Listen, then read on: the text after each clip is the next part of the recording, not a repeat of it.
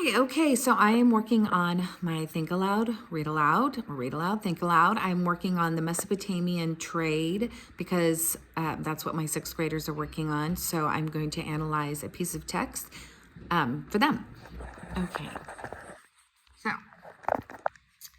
all right, the first thing I would do when I was looking at the text would be to see if it is something that looks familiar to me. Yes, it definitely is. This is the same type of text that I've been reading in class, which is all the different parts of the Mesopotamian civilization.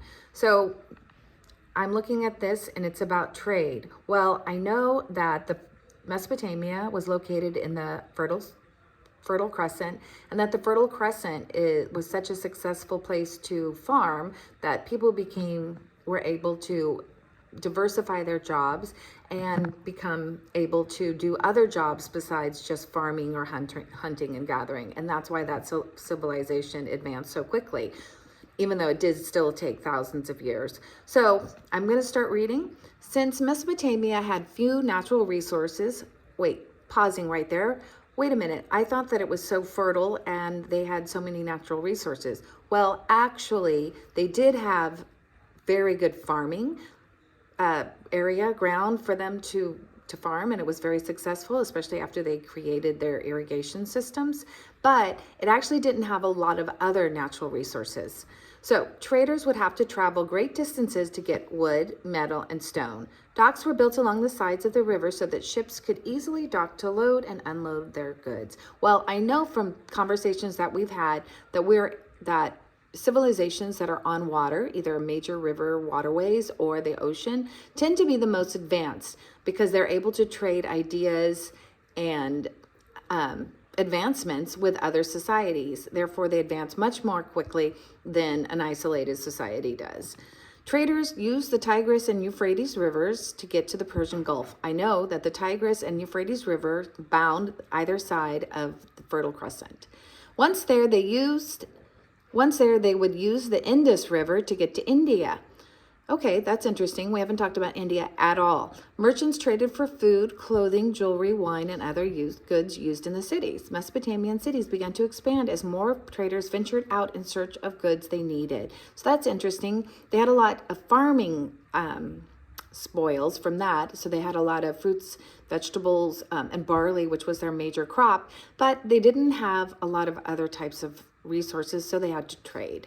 Mesopotamian merchants used boats to carry their goods downstream. The boats were made of reeds that were lashed together with rope. The current of the river carried the boats downstream. Sounds pretty basic, like what we see today. Once they arrived at their destination, they needed to be towed back up the river by donkeys, oxen, or even people. Even people, I'm guessing, are probably the slaves, because we've read about the social classes in Mesopotamia, and the slaves were at the bottom. They were usually people who had been conquered in some battle or fight. Rafts were also used to transport goods. Rafts were made from a log platform resting on an inflatable animal hide. Now that's interesting. I've never heard of anyone doing something like that. So like an actual emptied out animal filled with air. It does not sound so attractive or clean.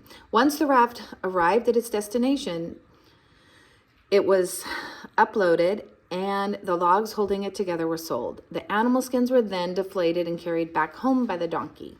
That sounds pretty basic, just back and forth, but the animal skin thing is pretty interesting. Trade with nearby lands also brought more than just goods. People also learned about one another's language, religion, and inventions. This is what I was thinking about before when I had talked about trade.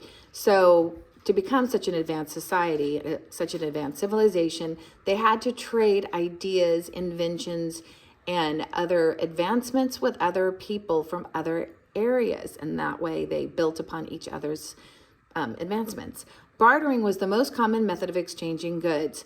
Now, bartering is a word that I haven't seen before, but because it's being used in the same way you would use the word trading, I'm going to say that it's probably the same thing. People would come to an agreement over what to trade. Mesopotamians created one of the first uses of money in the world. Now that's interesting. I didn't know that. They created pieces of metal which represented certain amounts of grain. The pieces of metal could be used much like coins. These were called shekels. Shekels, okay. I have heard that word before, and that's because people in Israel still use shekels, especially in the old areas. So, annotation activity. Okay, so let's think about this. Something you think is interesting. Well, I thought definitely the boat thing using the animals, what hides were definitely very interesting. What else? Trade with nearby lands, bought more than just goods. Well, I think I probably would have expected that. Oh, I know. They created one of the first uses of money in the world. So that's interesting. Something you are unsure of. Well, I would think, all right, we've only been talking about Mesopotamia, but now they're trading with India. How did India get to have things that they would even want if they weren't as advanced as society? So I'd be interested to know what kind of things they were trading for and how advanced were the people from India.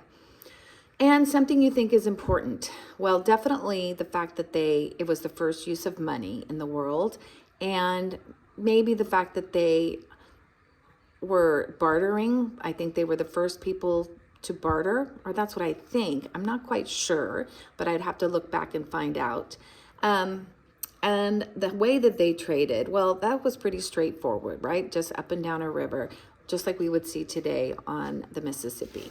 So, key terms.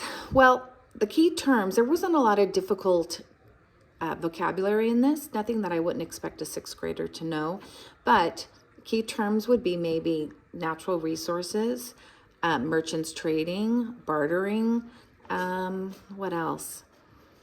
Destination, maybe a word that I don't know, but if I can figure it out with once the raft arrived at its destination, then it makes sense by using my inferring skills.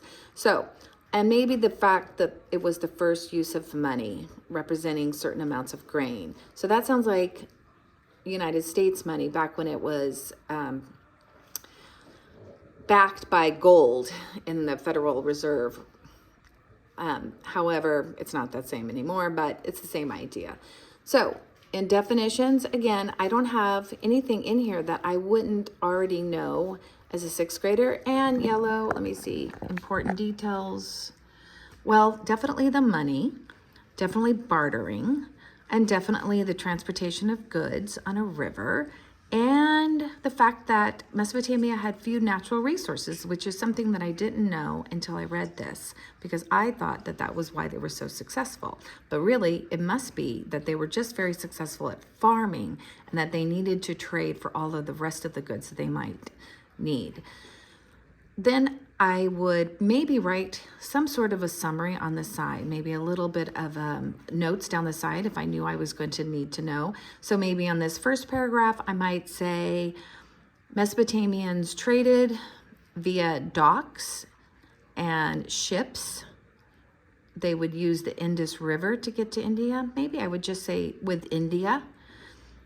And food, clothing, jewelry, wine, and other used goods. So goods that were used in the city. So I would probably highlight that or make a little note on the side, everything for food, jewelry, etc. Second paragraph, I would say the Mesopotamians used boats that they made themselves, and it was a pretty clever use of their reeds. And then this is, I would say, that the interesting thing to highlight would be the inflated animal hides and the fact that they were carried back home. So that really saved them a lot of space, since obviously they weren't going to be able to float back upstream. So they had to figure out a way to bring everything back upstream without having to redo the entire thing. So this was a pretty clever invention. So trade with nearby lands brought more than goods. Well, right here I might make a note about the trading of language, religion, and inventions and other advancements, and bartering was the most common method of exchanging goods. And down at the bottom, I might put a little note saying first use of money pieces, so which were the metal pieces with the pieces of grain to represent the certain amounts. And that's probably the notes that I would put on the side. And that's probably all I would do for this text as it relates to the rest of the information I've been learning about Mesopotamia. I have some questions that I still would like to get answered, but I know a little bit more about trade. And that's it. Thanks.